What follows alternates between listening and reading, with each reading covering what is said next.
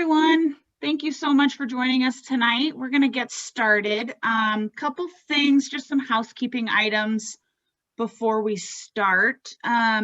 If we'd like it if you could keep your cameras off throughout the presentation. We want all the focus to be on our featured speaker. If you have questions, feel free to ask them throughout the session in the chat. Allie will answer all questions at the end, but you're welcome to put them in the chat as they come to mind. And then if you want to wait and ask at the end of the session, we will also do a live Q&A. We also will have a survey at the end. We'd love for you to take the survey since we're working on these speaker series and we're trying to do one a month and we're still trying to work out any kinks. We'd love any feedback that you have as we move forward with these. And then we also are going to announce the winner of the Nuggets tickets before we get out of here tonight. So if you are selected as the winner, we would ask that you just send us a quick chat message with the email address that you want the tickets to go to. So just a couple things before we get going there. I am very excited to introduce our speaker, Allie Schreier. She's a licensed clinical social worker. She's a health huddle expert. She's a good friend of the foundation. And we're really excited to have her talk tonight. And I'm going to go ahead and just kick it right over to her so she can explain a little bit about herself and then get right into the session. Thanks so much. So like you just heard a little bit, my name is Allie Schreier, and thanks for being here today. I'm happy to talk with you. We're going to talk about the signals and strategies for keeping stress on the bench. So before we get going today, just a little bit about me. I'm a child and family therapist based here in Denver, and I have a private practice, and I'm also an adjunct professor at the University of Denver in the Graduate School of Social Work. So I spend a lot of time doing clinical work, and then outside of those hours, I do a lot of presenting to different organizations nationally and internationally, talking about anxiety, stress, COVID, depression, and kind of a whole host of different mental health topics. So that's a little bit of my background. I've been around Denver for a long time. I worked at Children's Hospital and the Kemp Center. And so I have some Denver roots, and I'm just happy to be part of the Gold Crown Foundation and the Health Huddle. So thanks for having me, and we are going to get started. Like you just heard, if you have questions, feel free. I would love to hear your questions, but I am not tech savvy enough to like do it in the middle. So if you will just hold those till the end, and then we'll have that Q&A time. But hopefully you came with questions and I answer them in the presentation. All right, let's get started. So first, I always like to start off with some objectives, just so you know kind of what we're getting into tonight. We're going to identify and understand the causes of stress. We're going to notice the signs and the signals of stress in kids and teens. And so I don't know if there are any kids and teens that are watching or in the room, but feel free to bring them in if they're around and available. And if not, you can relay some of this information to them. Sometimes it just normalizes some of their own feelings to understand what's happening.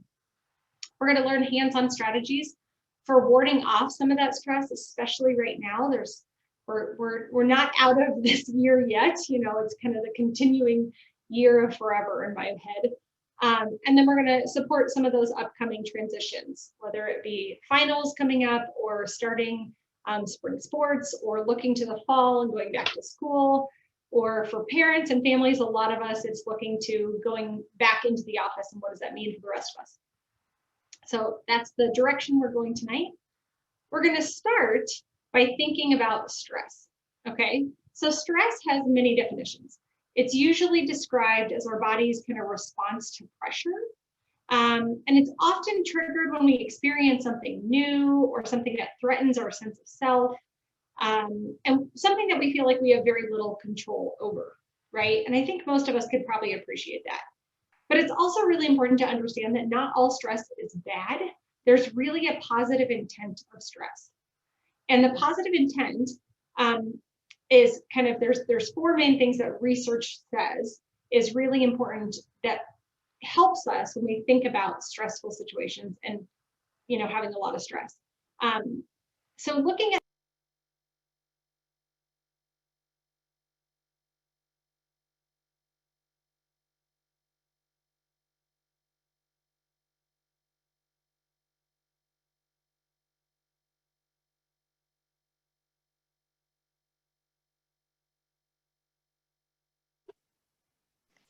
Allie, you're muted on my end. Yeah, you're muted.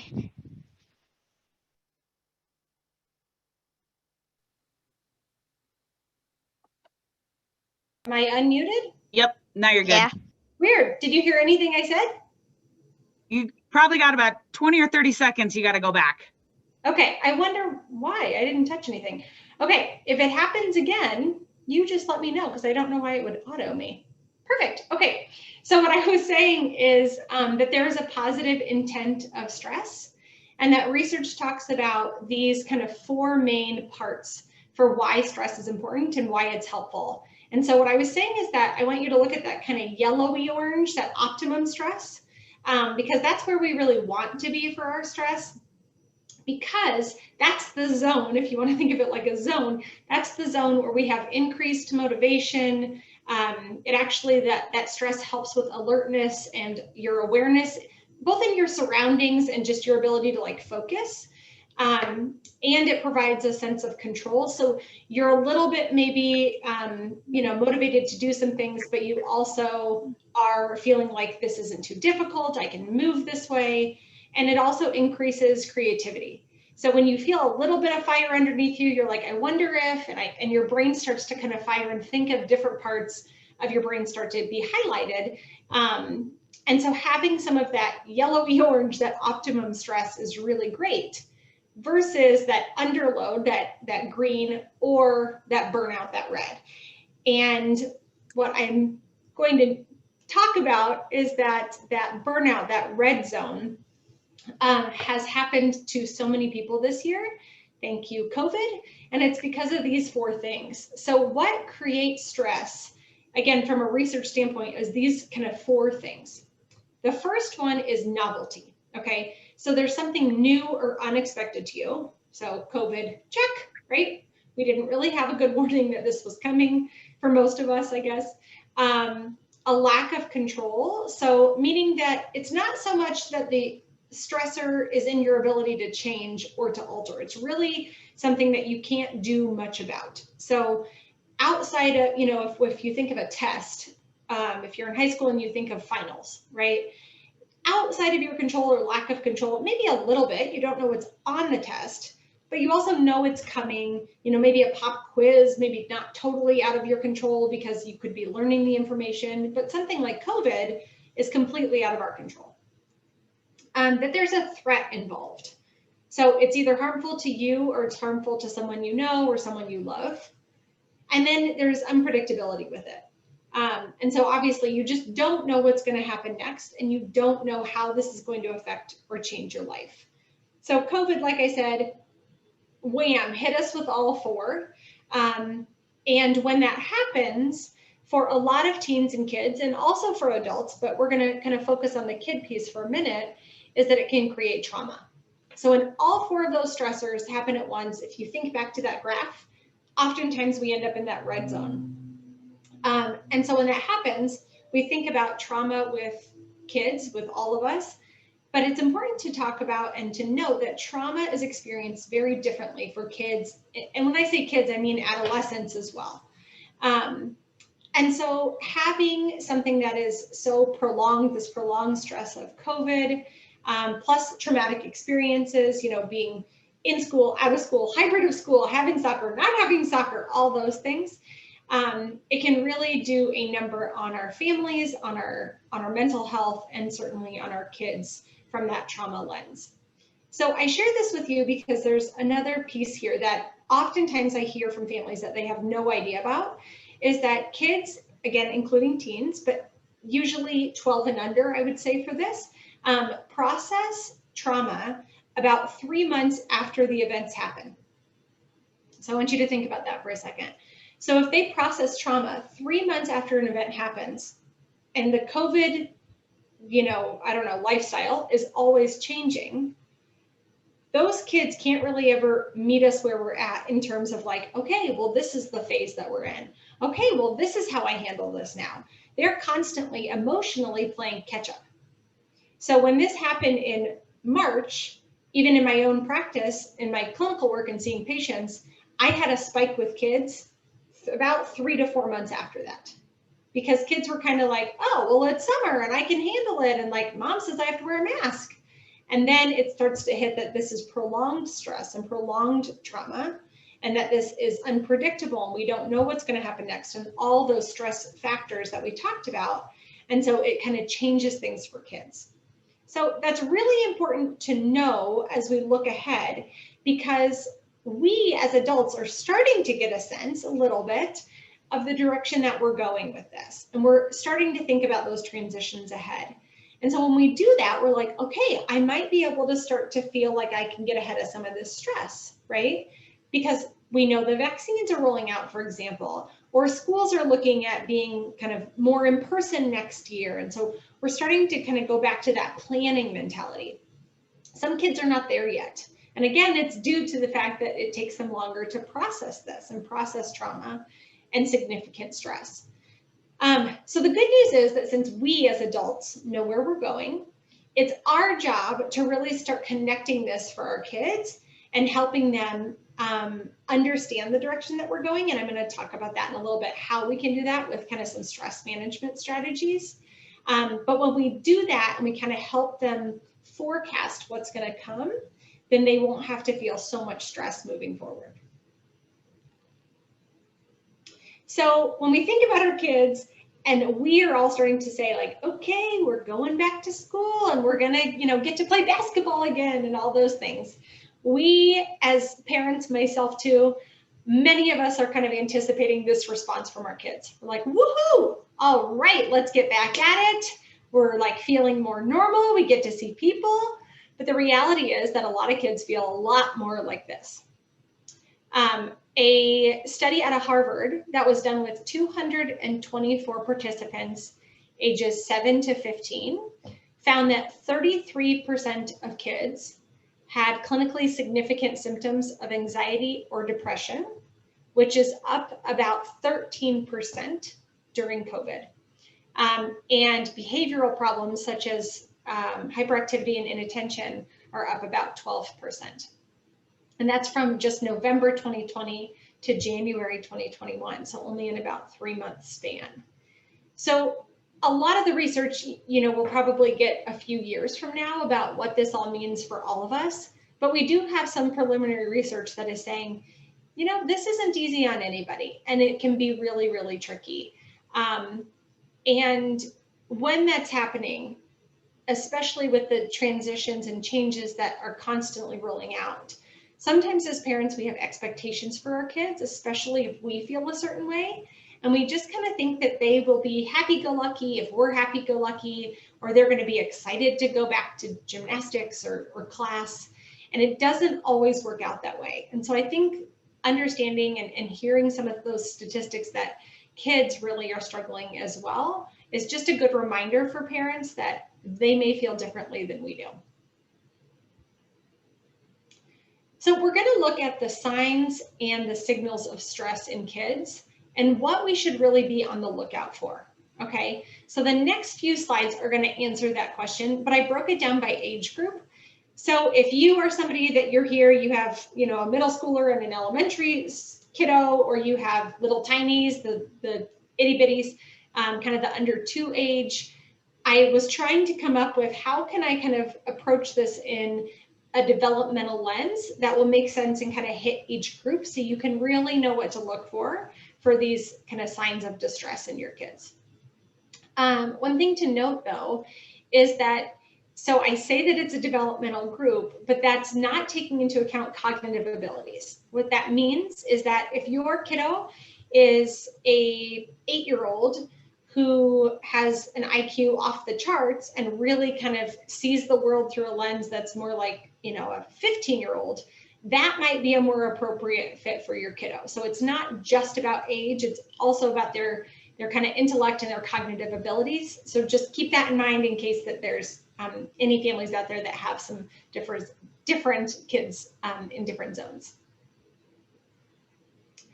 So the first group is this group that I call the littles. So this is the under 2, okay? And as you'll see, all the slides look similar, that we are going to talk about the stress triggers and then the warning signs. So those warning signs and those well, I guess first, those stress triggers, those are things that I was trying to think of pretty much in the here and now, okay? So some of it is going to be related to way after COVID is over, you know, and some of it's probably more aligned with what we're experiencing today. So for those littles, having an awareness of parents being stressed out, again, that could be true. Your parents could be very stressed out, and that can impact your kiddos. But right now, we know a lot of parents are stressed out. That's why we're sitting here tonight. So sometimes we think that kiddos under 2, that they don't have the awareness because they are nonverbal and they don't express themselves the same way. But they also have a really good intuition. And so they might have some awareness of parents feeling stressed out. They might have the feelings of tension in the household or observe changes, right? All of a sudden, both caregivers are home or no caregivers are home. And then the nanny that took care of this kiddo is now gone, right? They're noticing these changes around them. And maybe their basic needs are being neglected. And what that means is that, you know, COVID has really hurt a lot of us financially. It's changed jobs. It's led to a lot of stress. And so when those even basic changes of maybe, you know, not getting the shoes that they need or the food that they're used to, all those things are stress triggers for these kids, meaning that it induces stress. Okay, so to know that they are actually causing stress, that's the warning signs. That's what we look for. Because maybe they have all these stress triggers and they're happy as a clam. Rock on, roll with it, right? That's great. But maybe they're starting to show some signs of distress. Okay, those are the warning signs. And so for these kids, it's all about kind of what I call the 3 C's. So the crying, the clinging, and the need for consoling. And then also changes or disruption in their sleep or eating, which are indicators that they're feeling those stressors. So anytime kiddos, their sleep and eating changes for a significant amount of time, especially in this age, because they're already having lots of different developmental cycles, it's something to note. But really those three C's are something to be on the lookout for. And then we have the preschool age, that 2 to 5 age. So again, those stress triggers, the awareness of parents feeling stressed out, they're still pretty intuitive at that point. Understanding increased demands in the environment. So maybe mom and dad don't play with them as often, right? Maybe they have to do Zoom calls. Maybe they have to work, you know, different hours, or grandma's not there, or all those different pieces. They're noticing everyday changes and confusion as to why and how this is all happening, but they don't have the language to articulate this. And so when that happens and they can't articulate it, you might see their frustration with not being able to say the words or express how they're feeling. So this age in general is very demanding. They're very demanding of parents' attention. And so the warning signs kind of stick to that a little bit. These regressive symptoms that they're literally like holding onto the guardian's legs, that they're sitting in your lap more or acting like a baby. They're acting out, especially for attention, feeling scared of people, maybe even being scared of masks, and that they have displaced anger at parents. So they believe that parents have extreme power in all situations. They believe parents are like the rulers, right? And so if parents are, you know, saying that they don't get to go to preschool or music class or whatever it may be, they are going to be mad at parents. They're not looking at this from a worldly perspective like adults do, of course. So since they are so demanding of your attention, you really want to be looking for some of those negative attention-seeking behaviors and those regressive symptoms. So this is for the 5 to 12. So that elementary, middle school-ish, right? Kind of a cutoff there. So for their stress triggers, they're missing out on important events. It's devastating for kids to miss some of that stuff. The new norm of online education and those decreased social interactions, but also that transition back to school and seeing more peers and people. Everybody's kind of in a different boat right now. So some people are still all online while other people are going back to things. Both of those can be trigger points and stress points for kids. It really depends on your kid. If you have somebody who is maybe socially anxious, going back to school could be the huge trigger. versus if they're still online, they might be really happy being still online, or vice versa if you have an extroverted kiddo. And they also might be scared about the virus or worried about what's going to happen with parents or close family. Keep in mind that these kids have the me mentality. So they're very egocentric. So they're wondering what's going to happen to me. That middle school age, it changes just enough that they're wondering what's going to happen to my friends and me. But it still is pretty much that the world is revolving around them.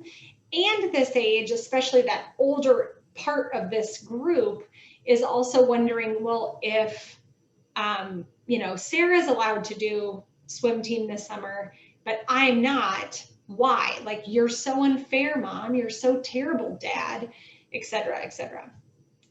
So those warning signs: increased anxiety and aggravation, acting out, increased frustration, moodiness, decreased joy and withdrawing, and again, displaced anger for taking away what they're missing or making them go back into environments that may cause discomfort.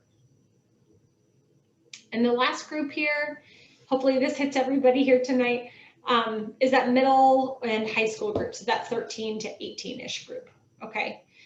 So this group has FOMO, and that is the fear of missing out. It's probably a term your teen knows. If you don't, feel free to use it now, you're welcome.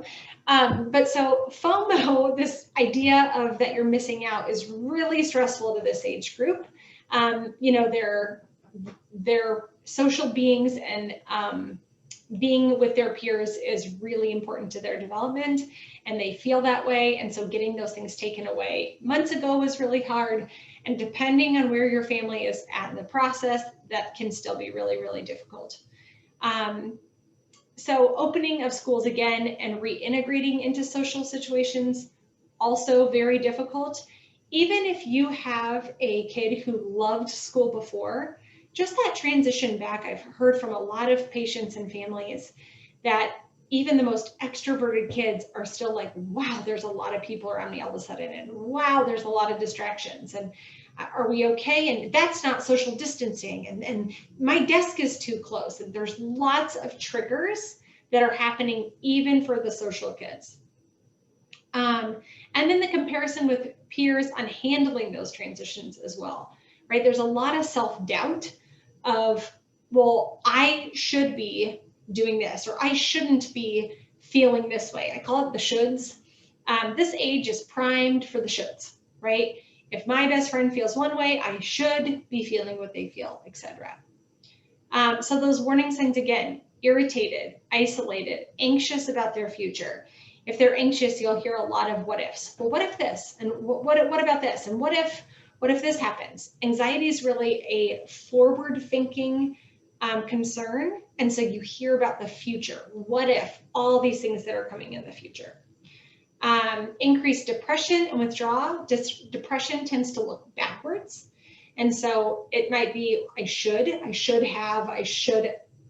shouldn't have, and withdrawing and having a hard time maybe showering, getting out of bed, eating, those kind of things. That if it's, I would say if it's something that is a continued concern in your brain, it's probably not just a teen being a teen.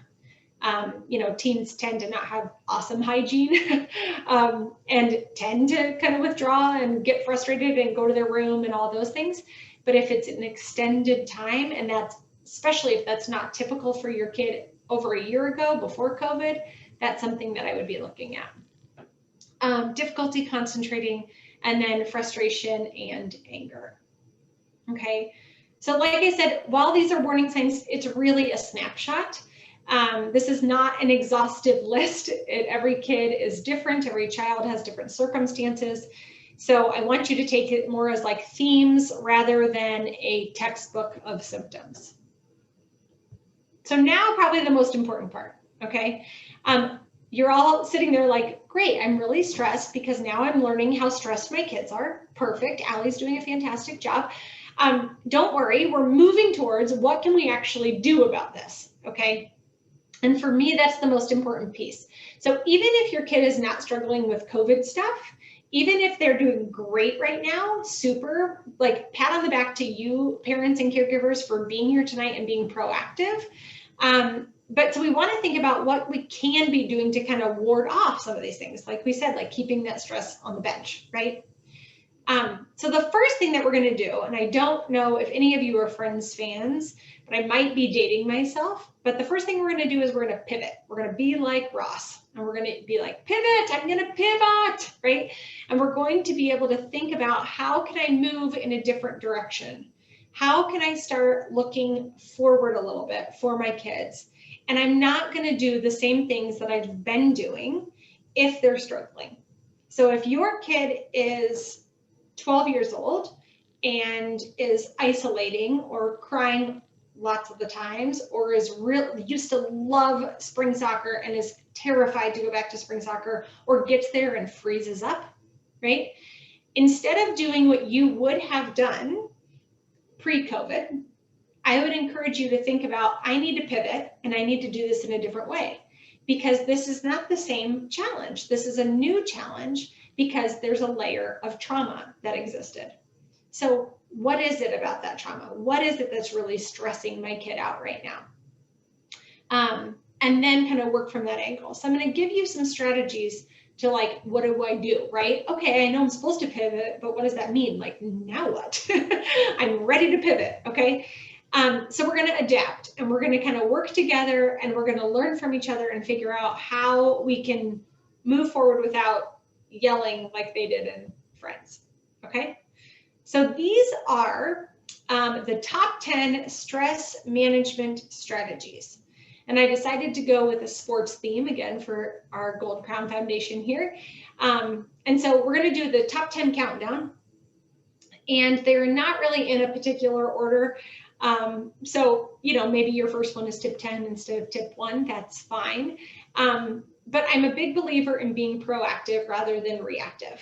And so if you can take even one of these tips or 2 of these tips back to your family or to your kids, or maybe you're a teacher or you work with kids, whatever it may be, and it gives you something new when you're pivoting to try.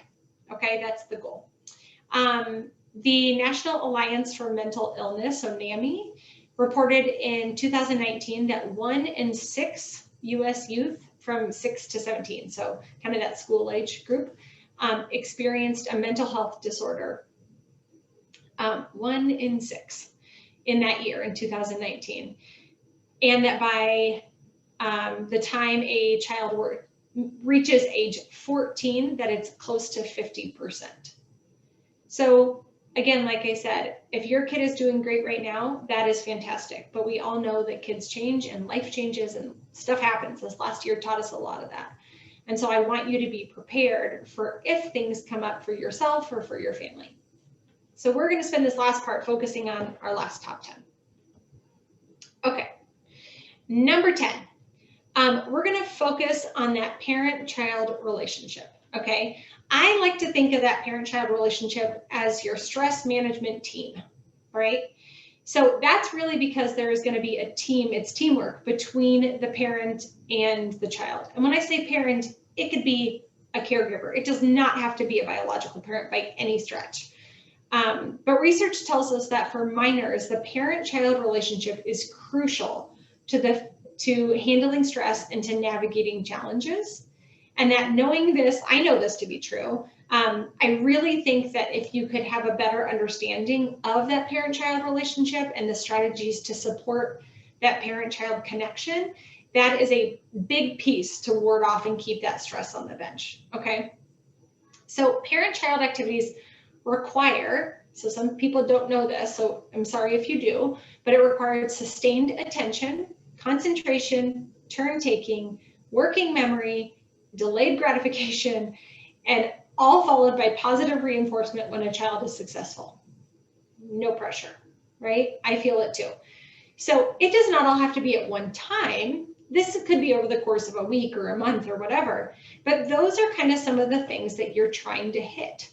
And so working memory, for example, is just being able to like be in a conversation and a dialogue with somebody, and that you are kind of continuing that conversation, that you're I can't think of how to say it, but that you're just trying to, like, you could pull on old information and new information, but you're just trying to keep them in the moment, so to speak. Having shared attention, right, concentration, all those things, you probably know what they are. But so it's really important to do this. And one of the ways that I found kind of an easy way to teach this is to remember that what children say is not always what they mean. And what children hear is not always what you say. Okay, so I'm going to give an example of this. So they say, I hate you. You're a mean mommy. Okay, what they mean is, I don't feel listened to, or I feel like my opinion doesn't matter, right? My response in that moment is about what they're meaning, not what they're saying. So my response is, I'm sorry you feel that way, honey. Right? That's what I would encourage you to respond. We're going to respond to what they mean, not what they're saying, which is very, very hard, especially when they push your buttons, right? So no one is perfect, myself included. And my kids would probably say that, like, mom's not perfect at this either. But it's a good reminder that they do not have the language or the articulation to say everything that they feel, even sometimes those teens. And then the other example is, you say, right, what children hear is not always what you say. You say, oh, why'd you do that? You spilled your milk. You know better. And they hear, you're bad, right? Instead, you could say, whoops, you made a mistake, right? How do we take care of it? What could you do to help fix the problem, right? So sometimes they hear kind of the undertones, or they hear the frustration of things. And so myself, when I'm teaching this, and again, as a parent as well, I try to be really intentional about what they could be hearing. And so I want to say something in a way that I want them to just hear what I actually mean, right? I don't want them to hear that I think it's crazy that they spilled their milk 4 times in one dinner. That is crazy, but I don't want them to hear that. I want them to learn how to problem solve this and fix it so it doesn't happen the 5th time, okay? Tip 9, understanding and tuning in. So there's 2 parts to this, okay? Or 2 ways to do it, I guess I should say. The first is something that I call parroting, okay?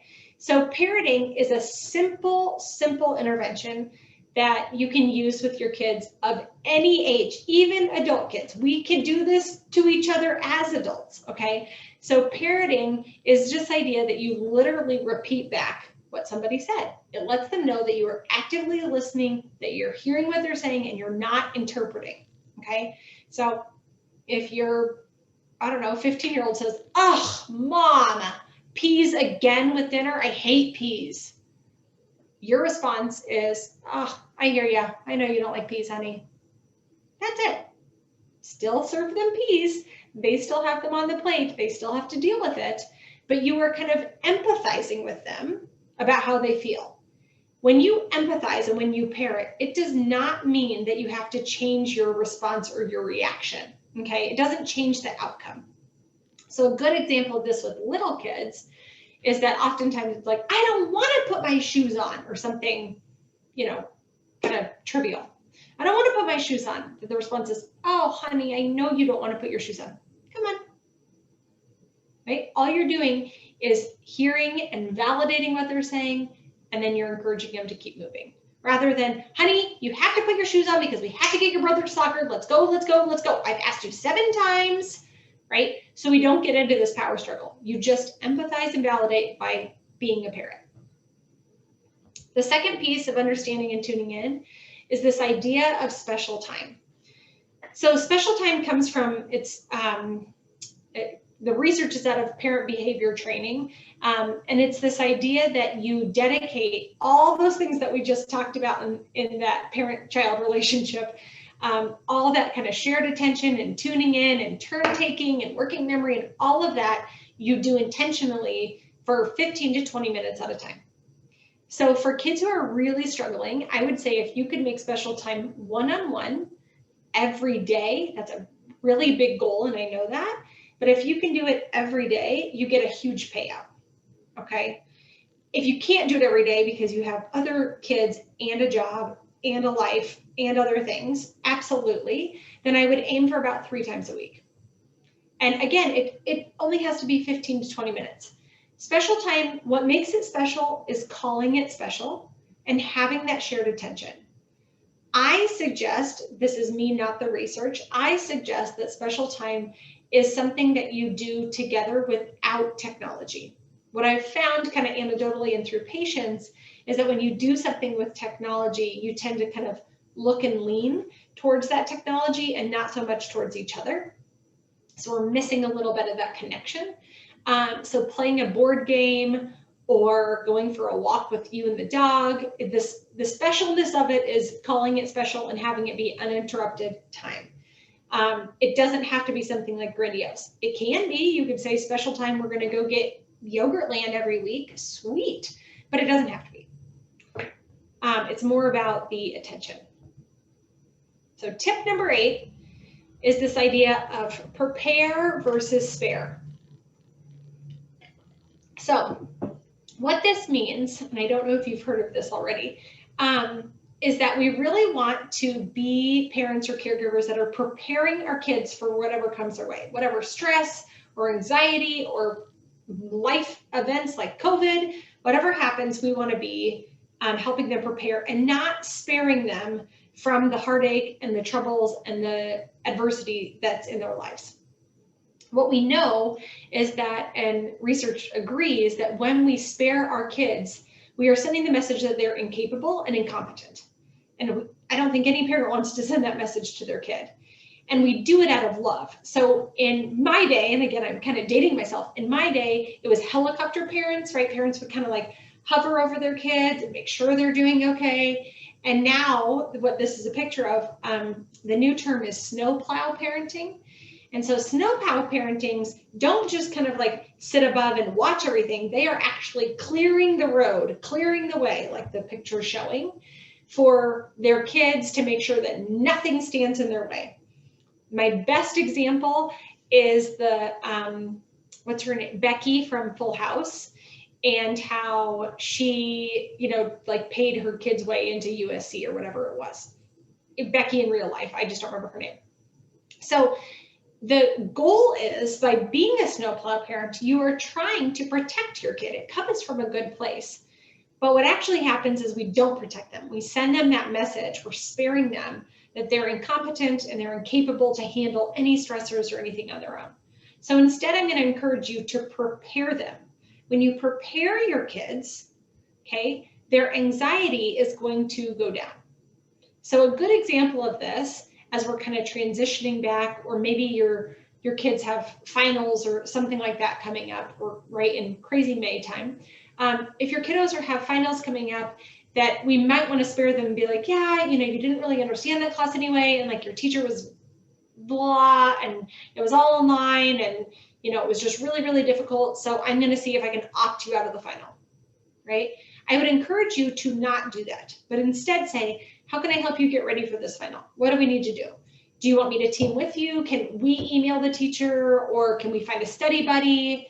Like, how can I help you prepare so that you can face this? And if you fail, you fail. And I'm still gonna love you anyway, kid. But we're gonna try to get through it the best way that we can. Again, that's just an example. So every kid's schooling is different right now. So if that, don't take that as the word. But for lots of kids, something like that, we just want to help them face their fears. Tip 7 is to help kids feel safe at home with extra emotional security. Okay, so it kind of relates back to that parent-child relationship that I was talking about, but a little bit different. Like we were talking about, like when that trauma hits or those transitions hit, that emotional security is really what stabilizes us when that insecurity kind of rocks us, okay? It's almost like you think about it as your foundation. So if you have that emotional security, it might look like building in some special time at the end of the day to reconnect, or just snuggling on the couch for a little bit. But you're sending the message very intentionally that I am going to be here with you in these stressful moments. And doing that wards off stress, because you're letting your kid know that they don't have to face these stressors alone. Okay, the same can be true for spouses, and friends. I don't know about you, but if you've ever had a friend that is there through thick and thin, it really helps to know when you've had a tough day that you have somebody that you can call or somebody that you can text. And so we want to build that with our kids. It's not a given though with our kids. And sometimes as caregivers and parents, we kind of think it is because we spend so much time with them that we just assume they would tell us and they would talk to us. And so I would encourage you to ward off stress. One of the ways to do that would to be really intentional about that emotional connection and that security. And so doing things like nuzzling, you know, just like the picture is showing, is a great way to do that, saying I'm here for you. Actually using your words like I'm here for you no matter what, I'll love you no matter what. Having kind of a reconnecting point, you know, you're busy, you're doing 100 things, you all come, you eat dinner really fast, your showers, bed, all the things, and that you spend just even a few minutes just going, honey, I love you and I'm here for you no matter what. Okay.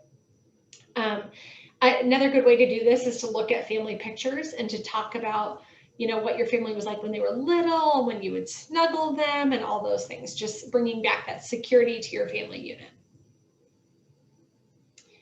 Tip 6 is to model calm. Now, when I say model calm, I do not mean that you have to be cool and calm as a cucumber every second of every day. Not what I mean. What it means is that even though we as adults are struggling and that we have a lot on our plate and a lot of ambiguity, we don't know everything that's going to come either, is that we can talk about our feelings authentically. We can talk about those sticking points and that difficulty, but we are also going to do it with a calm demeanor. Okay, so here's my example. So let's say that you got in a fender bender car accident with a kid in your car, okay, with your child. And most of us would know that we should not start screaming and sobbing uncontrollably and thrashing our bodies around and so forth, like, what in the world happened, right? And lose our bananas, right? We also would not ignore the fender bender and just keep driving. And your kid's like, Mom, what just happened? You're like, nothing, we're fine, right? So we're not going to ignore what happened, but we're also not going to lose our bananas over it, because both of those things our kids are going to take and then learn from. So you are modeling for them what's an appropriate response. So instead, what I would say is that I want you to model calm, right? You'd pull your car over to the side. You might go, oh, boy, that was scary. Honey, all right? You okay? Okay, right? So you're going to use your words. I was scared. Were you scared? Okay, but you're okay and I'm okay. So we're okay. Scary, but we're all right. Okay, so you're going to just use your words and articulate it, and then you're going to handle the situation. You're probably going to get out, get insurance, make phone calls, all those kind of things, right? So you are going to model calm. How do I get through this situation? How do I get through when something's really difficult? I'm going to show you by doing it and really trying hard to be a very emotionally regulated adult, which is not always easy, but it's still the goal. Number 5 is one of my favorites. It's called the dumping hour. So I call it the dumping hour because it does not have to be an hour, but it can be. It's time set aside to dump. It is to just get it all out. They're not going to be in trouble for what they say. You can do this with spouses and friends as well, not just kids. But your kids particularly have a place to go. It's building, again, that emotional security. But they have a place to go, and you are just going to listen. You are not going to fix. Parents tend to want to spare our kids from stress and angst. And so we try to fix things with friends and with school and with sports and with everything. And that's kind of just ingrained in us, right? Nobody likes to see their kid struggle. That is actually hardwired into our brain. So I am asking you to go against biology, and truly I mean that, go against biology and to just listen. And when you give them the chance to dump and you say, all right, dump an hour, you ready for it? Right? And they're like, oh, I don't really have anything to say. Well, tell me about your day. Well, did you know that Mark hit school, blah, blah, blah, blah, blah, and then this happened, and then Hector did this, and then so-and-so did this, and then I could not believe it, and then before you know it, then that happened, and it was just ridiculous. And the whole time, you are just listening. You could use a little parroting action in there, but you are truly just letting them dump about whatever is going on. Could be the day, it could be art class, it could be COVID, it could be their dog, I don't care. But it is a space that parents are just going to listen, or caregivers are just going to listen, and that they feel heard and validated, and they don't have to defend anything that they're saying. Quite honestly, most parents, I would say, go with a lot of wow, and really don't ask very many questions, because we tend to ask pointed questions of like, well, what did you do? Or did you say anything mean, right? we're trying to be helpful, but we end up kind of, I don't know, undermining some of the things they're saying. So really just be there for that hour, that 10 minutes, that 20 minutes, whatever they need. Calling it the dumping hour allows it, and it kind of sets the ground rules for that time as well. Tip 4 is a grounding technique. So what that means is that you are going to use your 5 senses, and you are going to use them to bring you back to the here and now. This really helps with forward stress, so that anxiety stress. What if this, what if this, what if this, and your kid or yourself is kind of getting going in that direction. They kind of go down the rabbit hole. To stop this, you want to bring yourself back to the here and now. So a way to do this is, I would say, let's do our 5 senses. You can pick one of them, you can do all of them, whatever you choose to do. But I do this with patients all the time. I tell teens to use this before tests, before finals, that kind of thing, that they sit there and they're like, okay, what do I feel? I feel the fabric on my chair. What do I hear? I hear somebody drumming their fingers. What do I see? You know, I see the board. What do I taste? I taste lunch, right, from an hour ago, whatever. What do I smell? I smell pencils. So that they have something to kind of hold on to, and that their brain does not go into, what if this happened, and what if this happened, and oh my gosh, I forgot about this, and oh no, I didn't do this, and all those kind of things. It works in lots of different settings. No one knows that you're doing it. It doesn't take much time, and so it's a great stress buster. Step 3, or tip 3 rather, is going step by step. So it's really important that we take small steps. When we think too far ahead, kind of piggybacking on the last one, anxiety tends to get the best of us, okay? And that's when things start to feel out of control and kind of unpredictable. If you think back to that stress part we talked about at the beginning. So if you can focus on one step at a time, it can really help ward off that stress and that anxiety. This is also really good for executive functioning, if that's a phrase that you know. Schools talk about this a lot. How can you break things down into smaller pieces so that it feels more doable? You feel a better sense of accomplishment. All of this is just by taking it step by step. So if your child or yourself, if you're overwhelmed, really starting to break it down into smaller steps can be very helpful for stress. Tip 2 is to make space for feeling grateful. There is a ton of research about how when you look at what you're grateful for, not just what you're thankful for, but what really brings you gratitude, right?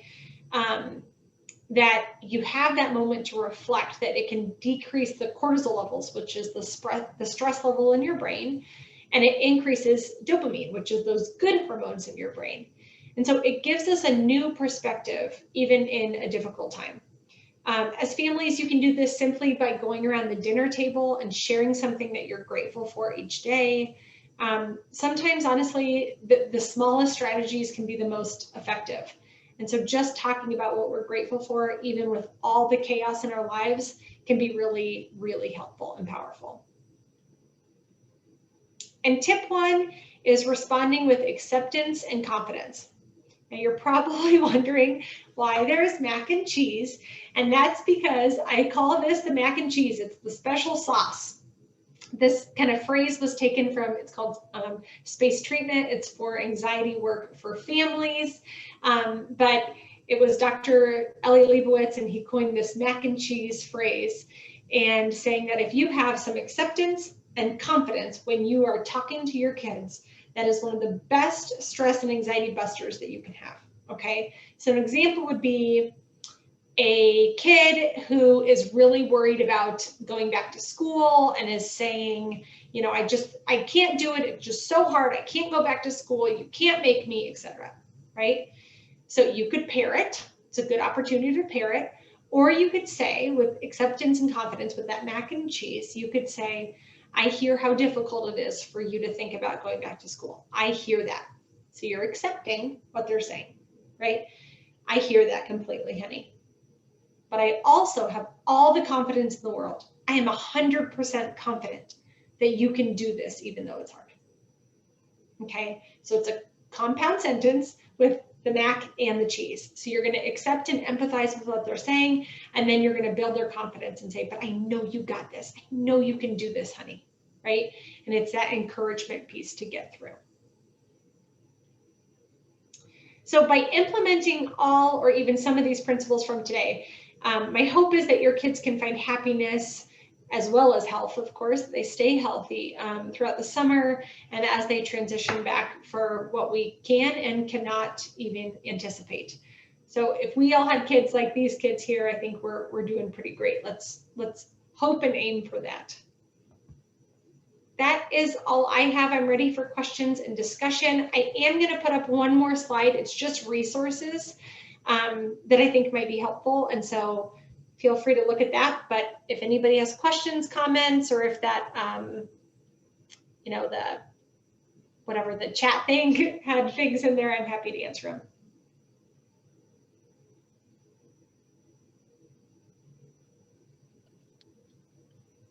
We're also going to put the survey in the chat if you guys want to take that survey really quick. So feel free to ask any questions and take the survey.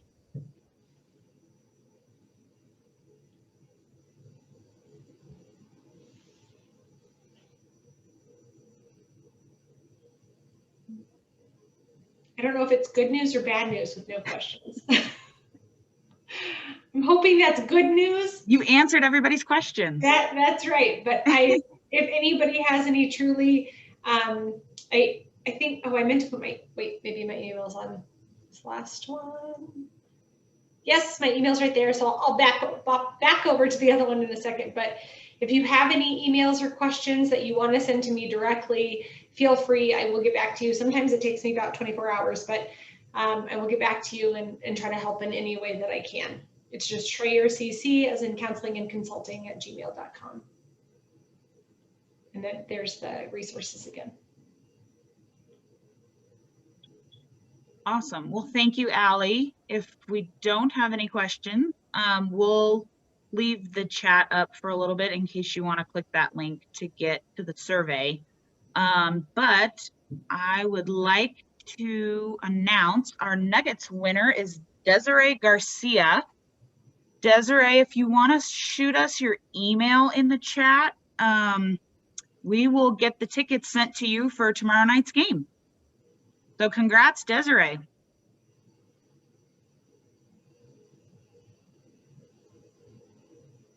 All right, well, I think we're good, Allie. Thank you so much. Yeah, for those of you that are still here, we do have another one on May 20th with Brian Greasy. Would love for you to sign up for that. You can get to that on our website as well, just like you did with Allie's. Allie, thanks again. This was awesome. Very helpful. You're welcome. Thanks so much for having me. Yep. Take care, everyone. Have a good evening.